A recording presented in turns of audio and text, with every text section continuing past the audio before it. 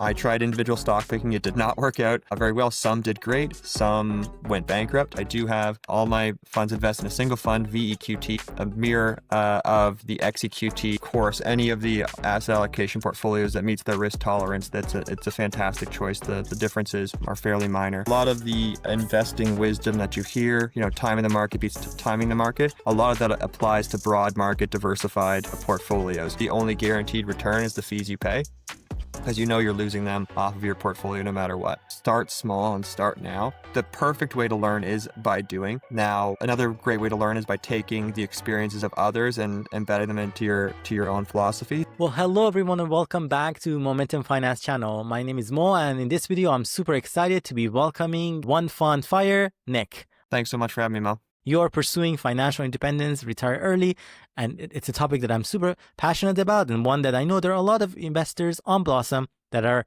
keen to learn more about. So before we get into it though, why don't you introduce yourself to our audience? Sure. So my name's Nick. I live in Ontario with my wife. By day, I work in sales. And then outside of work, I'm really passionate about personal finance investing. I've been on my sort of fire journey since I started investing. I just love learning, sharing ideas just about how personal finance and financial independence is attainable for everyone in a practical and sustainable way. So I started investing as soon as I got out of university.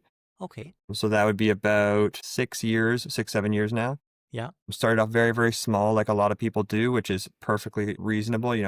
Best way you're going to learn is by doing when it comes to finance a lot. So it's been a while. So I've gone through COVID, the drop and the meteoric rise. So I've seen a couple different perspectives on that. And yeah, I started off trying to pick winners and dabbling there. And now I'm hopefully in a good place to be more smart about where I put my money for long-term sustainable growth. Yeah, being smart about money. And you said you started with stock picking, but now it's transition.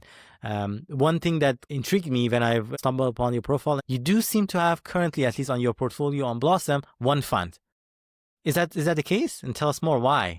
Yeah, sure. So that is actually the case when it comes to my own personal portfolio. Now, I do have obviously an employer match at work, and they have a restricted group of funds that I'm allowed to invest in. So I do my best to try and mimic my DIY portfolio. But yes, I do have all my funds invested in a single fund, VEQT, a mirror of the XEQT that I know you share with your audience about your investing journey. So mine is through Vanguard. And yes, that has been work in progress over quite a few years. And it was only until the last couple that I actually saw the light, so to speak, on the advantages of having a very simple portfolio that allows you to really focus on what you can control, which is, your contributions, how often you contribute, as opposed to trying to time the market or pick those winners without an edge and just thinking you have one. So it's been a real blessing when it comes to my time and my portfolio in the end. And then at the time when you were making that decision, Nick, because I know these days it seems like those all asset or asset allocation type of funds are becoming more and more popular, and there's so many versions of them. Like different fund providers are offering their own. Do you mind sharing some of the thought process for you in terms of when you were deciding which one to go for, do you have any preference for one versus others? Sure. So when it comes to preference, I can talk about that. But obviously, anybody watching or listening, of course, any of the asset allocation portfolios that meets their risk tolerance, it's a fantastic choice. The differences are fairly minor. But the decision really came from a couple of years ago when my wife and I found out that we were expecting and we were having our first. And at that specific moment, it was like a light switched in my brain. It was, okay, I got to spend more time focusing on the things that actually matter in my personal life instead of, tinkering, being on social media or tinkering with a couple individual stocks or ETFs. So yeah, that switched. I sold a large portion of those individual stocks for our down payment for our home. And then the rest I sold and converted into one of these all-in-one ETFs like VEQT. So that way I could completely just set up the automation and totally ignore the portfolio. Didn't check it for probably a solid 2 years. And I couldn't be happier with the fact that I know that I didn't have to worry about some company that I invested in having a really bad earnings that completely tanked our retirement plans. And instead, I knew that it was safely invested in a diversified global basket of stocks. That simplicity that comes with it is just incredible, and I can attest to that as well. Huge congratulations, by the way, for Thank you. your baby as well as your home. That's super exciting, and yeah, 100%. Some of my audience know that I'm fairly new that as well, like only about a year, and then really having that simplified approach to investing has made a whole lot of difference for me. Don't really have to worry about, to your point, like what if this company's earnings report is going to be a certain way, and maybe how the market is going to react and all of that. So none of that. It's just super, super simple. You did say that when you started investing early on, you started thinking about financial independence, retire early, that FIRE, right? FIRE movement. What were some of the motivations that made you think about FIRE so early on? Sure. So one of the reasons why I pursued FIRE was me and my wife, when we were talking, the overarching goal, we were discussing like what we're passionate about, what we want to do with our lives. And we both got into industries that we're both very passionate about, me sales and her more on the agricultural side. But in doing so, we also talked about the importance of being present for our kids, and ensuring that we have time that we can spend with them. We're not forced to, we're getting called into a after hours meeting that we have to attend. Otherwise, we're going to get scolded by our boss and actually risk losing our jobs. As well, for my main goal for FIRE isn't so much even for myself to retire early. Mine is the financial independence that I care about most. Some would classify that as slow FIRE, as one of the categories where you focus on the independence, but you're happy working and doing and participating in a career you enjoy. Whereas for my wife, we want to get to a point where potentially she could retire early and spend way more time at home. And that would shift us to, a single income household.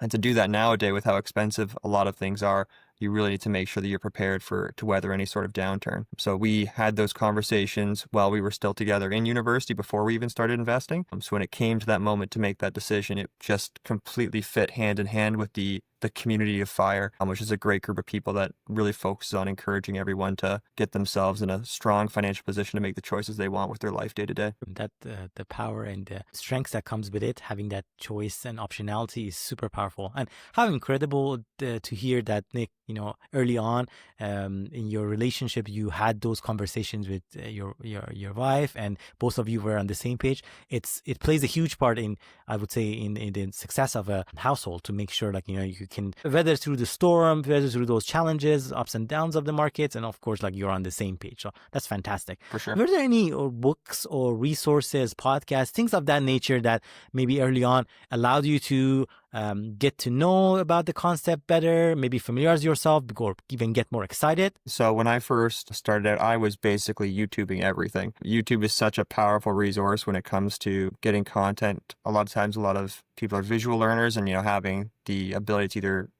see people having a conversation like we're doing now is super impactful, or an individual that prepared a bunch of slides or research to share.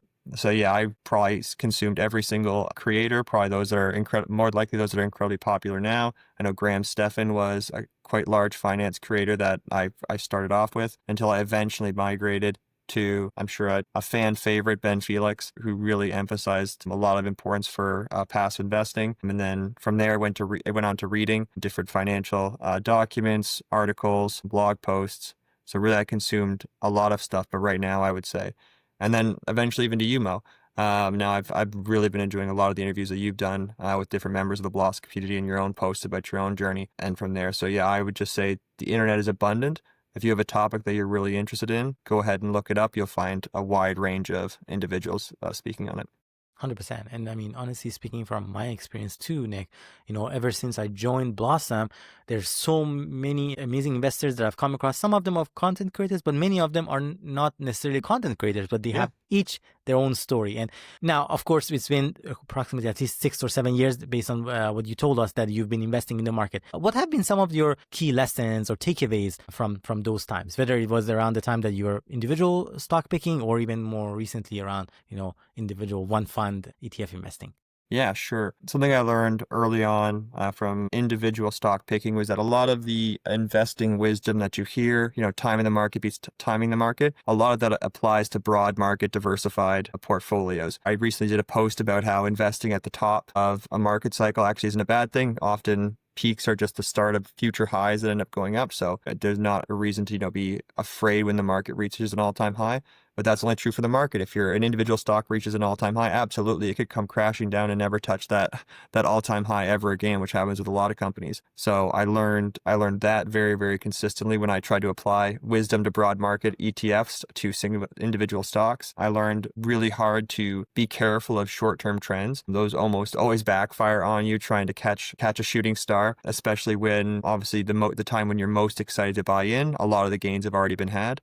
Another really important lesson I've taken away is fees are incredibly important to consider. They are, shorthand I always use is they're the only guaranteed return is the fees you pay, because you know you're losing them off of your portfolio no matter what.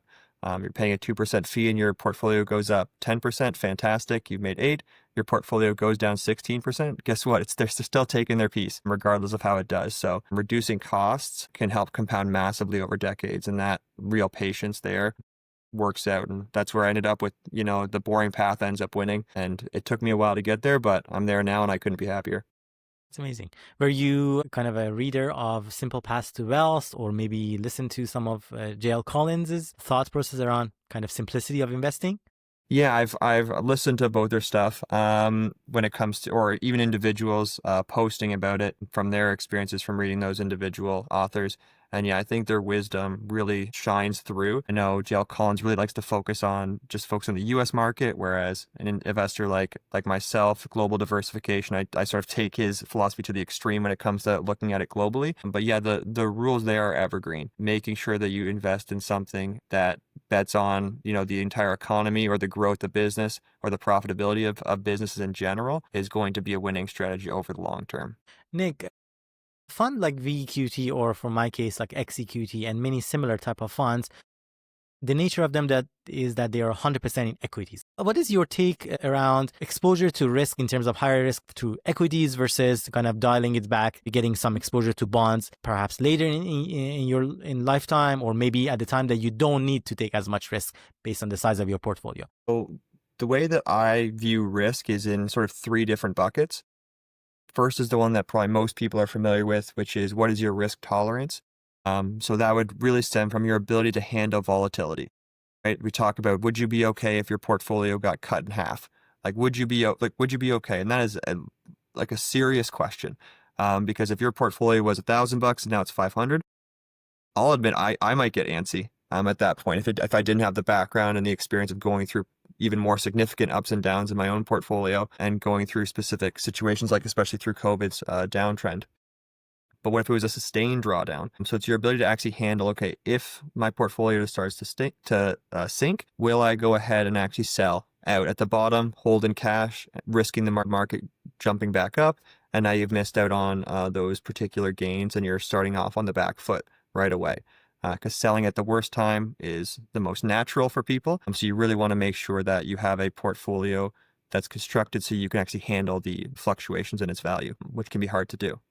The second component is your capacity to take risk. Now, this is something that me and my wife actually had a quite serious conversation about when we decided to pick what asset allocation we wanted, which is, what if we lose our jobs? Can we take as much risk as we're taking? And if the economy goes awry, am I going to have my job as a person in sales? How will my paycheck be influenced by that? And are we going to need to sell a portion of our portfolio, not because the volatility was too crazy, but because we literally needed to pay some bills? So understanding your capacity to take risk. Do you have security? Do you have a pension in the background that would be able to support you, where you could take your foot off the gas of contributing because you need to focus on your day-to-day life?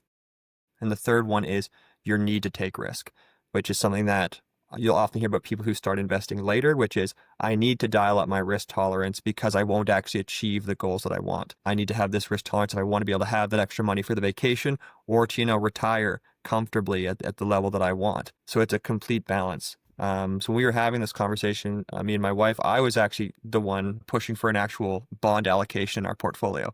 I was much more on the side of maybe looking at something like VGRO or even VBAL, a 20 to 40% bond allocation. My wife has a much more stable position being in agriculture in her specific role. So after a conversation with her, I was actually the one that was a little bit more hesitant, but she was full on, you know what, let's go full equities. And if something happens, we'll navigate that situation as it comes. So I wouldn't even say it's an age thing per se. It really comes down to how do you as an individual or a household fit within those 3 buckets. Now, to expand towards the RESP question or post that you made, The need to take risk really comes into the section for the RESP, which is, could you have too much actually in the RESP where it starts making more sense to use that money somewhere else? Do you need to be taking the risk where your portfolio could go up 30% or down 30% when you really need that money for your child at the end? So the perspective that I use is more of a glide path approach, where we started off when our son was just born, 100%, and we'll slowly move down towards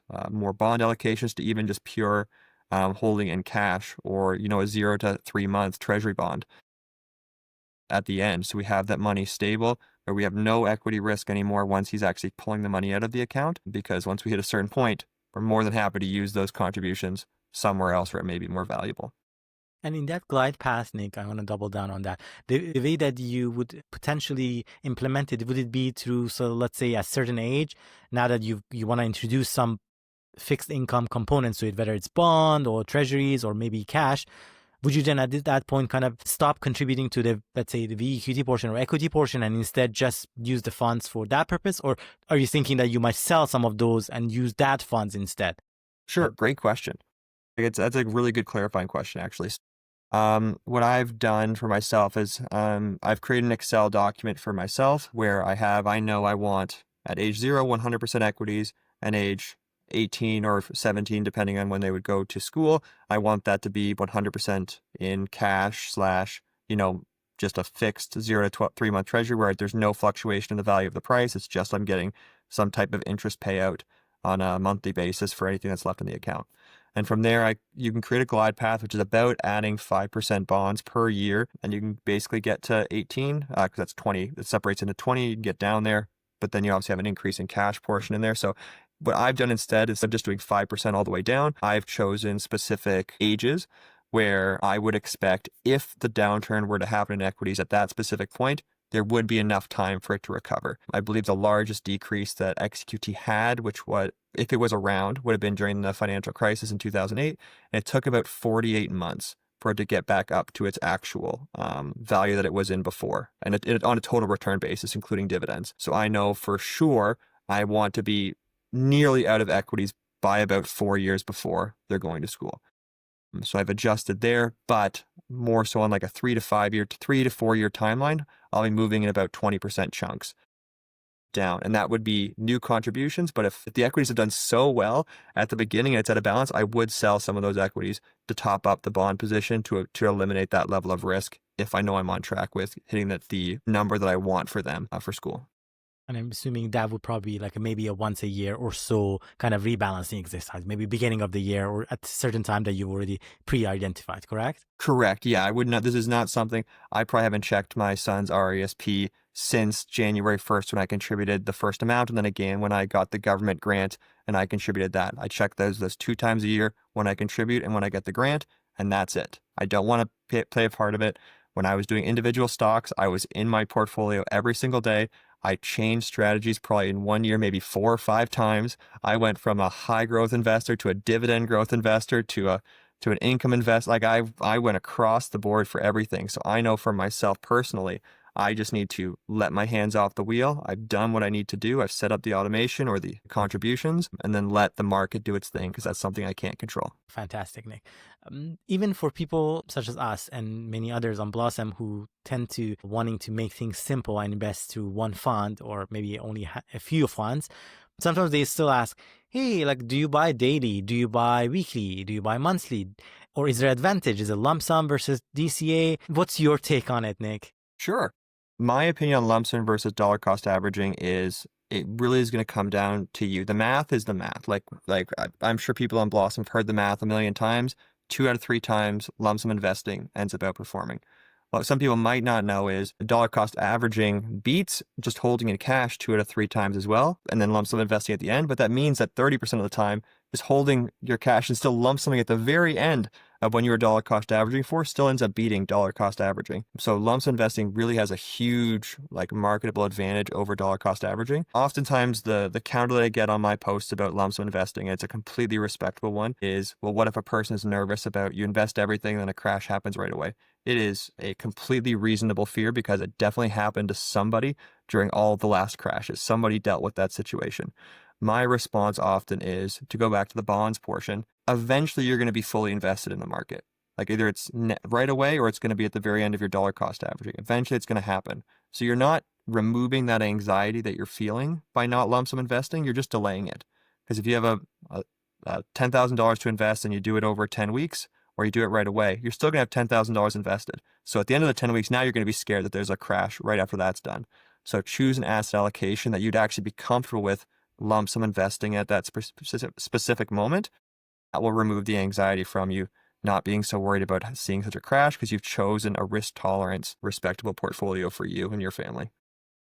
Very fascinating. And I mean, the way that you put it is actually very enlightening because at the end of the day, you're putting in the money anyways. And indirectly, by trying to kind of DCAing, you're quote unquote trying to time the market because you're psychologically, you're telling yourself that, well, I don't know what's going to happen. So if I don't put everything today, what if tomorrow the price goes down? So I'm getting a better deal. So in a sense, you're trying to kind of like anticipate all of those things. Whereas logically, especially if you have the money, it probably does make sense to go lump sum. Needless to say, of course, your psychological considerations, of course, plays a part too at the end of the day. But good to know that, factually, it doesn't make Absolutely. sense. I mean, you have to do in the end what's right for you. What's going to keep you invested longer will be the biggest thing. But just we need to understand that there is a risk of holding cash, which is you get no return, no possible return from it. And we know the market goes up more than it goes down. So 2/3 of the time, lump sum investing wins. But again, what will keep you in the market will do better for you over the long term than putting everything in and then selling, which is why a risk-appropriate portfolio is incredibly crucial and often overlooked by new and experienced investors alike. Yeah, that link that you shared, by the way, on Blossom, one of your recent posts around a risk questionnaire, is I found it super helpful, and I believe is one that probably does make sense on a periodic basis. I'm not sure what the perfect time frame might be, but for one to actually go ahead and retake it, because as individuals, we also evolve, like our mindsets evolve, and the stage of investment that we are, or the stage of life that we are in, also changes. I would just say for anybody that does end up taking that particular quiz, my biggest piece of advice, don't lie. You're not helping anyone. The system doesn't know that you lied to make yourself higher in equity risk because you want to be like super high risk. Like legitimately answer it honestly. It will only be to your benefit to choose a risk appropriate portfolio for the long term, because this is something you have to stick with for many years down the road. But I'd like your point as well, Mo.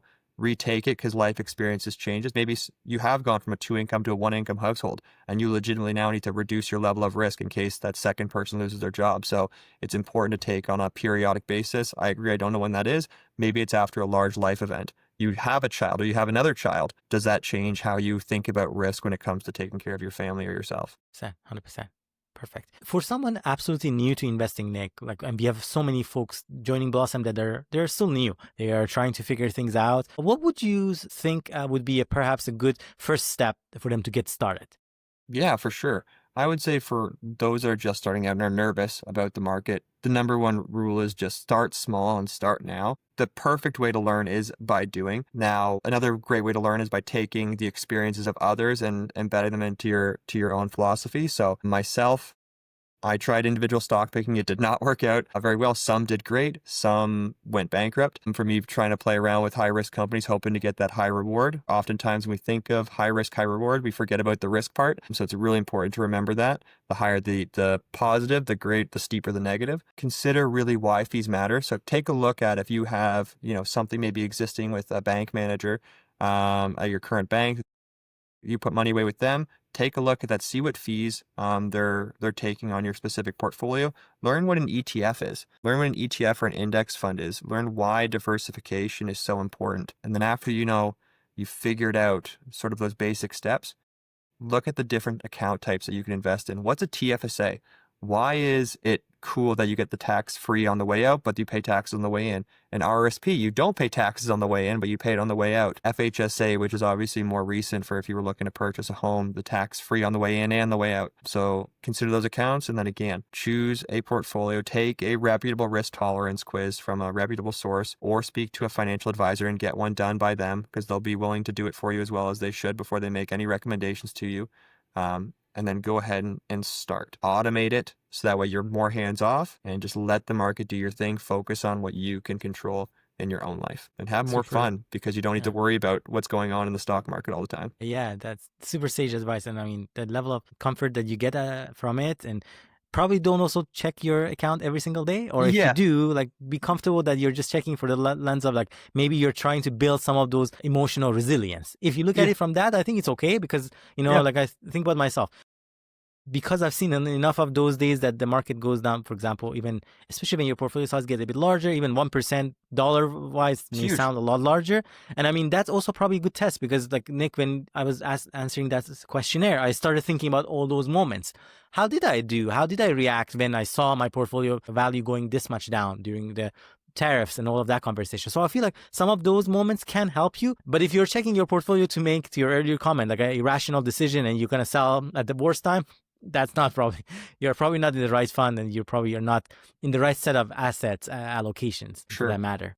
Absolutely. And there's nothing that will tell you your risk tolerance better than a market crash, Yeah. or a several month period of where the market's just doing nothing. You'll learn your risk tolerance very quickly then, but you just need to make sure that you are being very objective about your situation as best as you can be, because obviously money is emotional. It's your retirement savings. You have visions of what you want this money to be used for. It's money for your kids' education, but really understand again why it's so important to focus on your risk tolerance, your ability to take risk, and your need to take risk. If you don't need to take the risk to get where you want to be, there's no point or no benefit in taking it at that point. Be happy with, some people just need to be happy also with enough. It's okay. You don't need $100 million in your account if 10 million or 5 million or 2 million is going to give you the same level of happiness and achieve all the goals and aspirations that you have at that moment in your life.